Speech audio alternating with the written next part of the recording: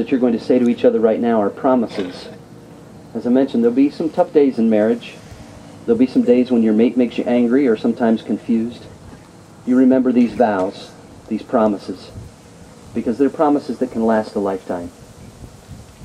Now, Patrick, standing before you is a very beautiful woman. You just look at her. She is a gift from God to you, and she wants to marry you. That's pretty cool, right? In the whole world, there's nobody else like Erin. God has gifted her uniquely, and He has prepared her to be your wife. So inasmuch as you have chosen Erin from all the women in the world to receive into your care, will you repeat this vow to Erin as I word it for you? I, Patrick,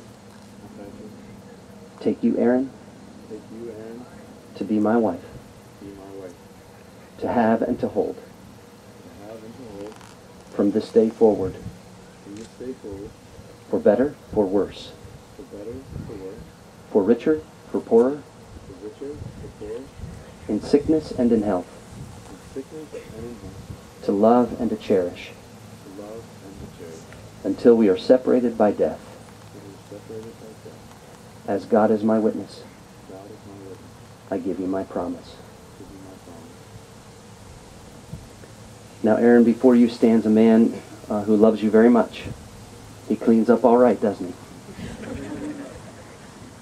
Erin, God has been preparing Patrick to be your husband. He will balance you in life's storms. He will encourage you in life's difficulties.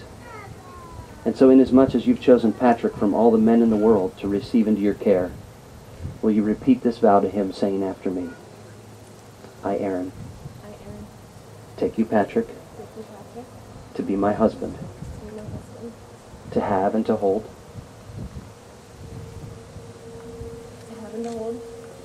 from this day forward, for better, for worse, for richer, for poorer, in sickness and in health, to love and to cherish, until we are separated by death. As God is my witness, I give you my promise.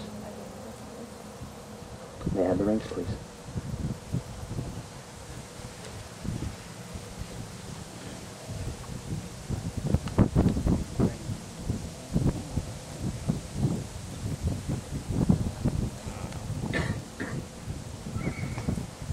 You know, every wedding that I'm a part of is different because the participants are different, and I try to make my comments to people and have variety in those.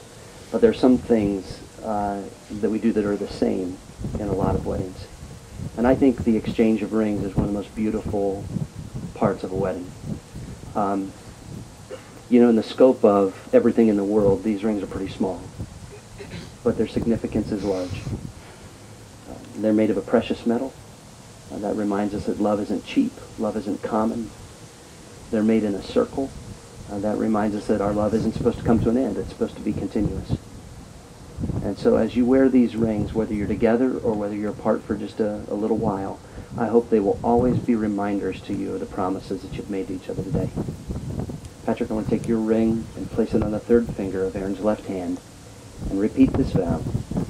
With this ring, I seal my promise to be your faithful and loving husband. And Erin, will you take your ring and place it on the third finger of Patrick's left hand and repeat this promise. With this ring, I seal my promise to be your faithful and loving wife.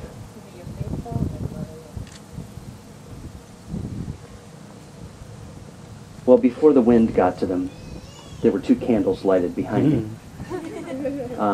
Let's see how many are lit now. Neither one. But there is a light.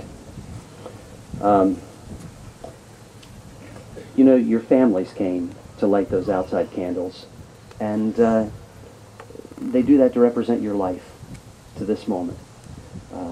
Your lives are distinct, apart, each capable of going their own way. And maybe there's a little bit of significance that those flames have gone out now, because there's going to be one that burns from this point on. And it's a life that you're building together. So in a moment, you're going to step forward here.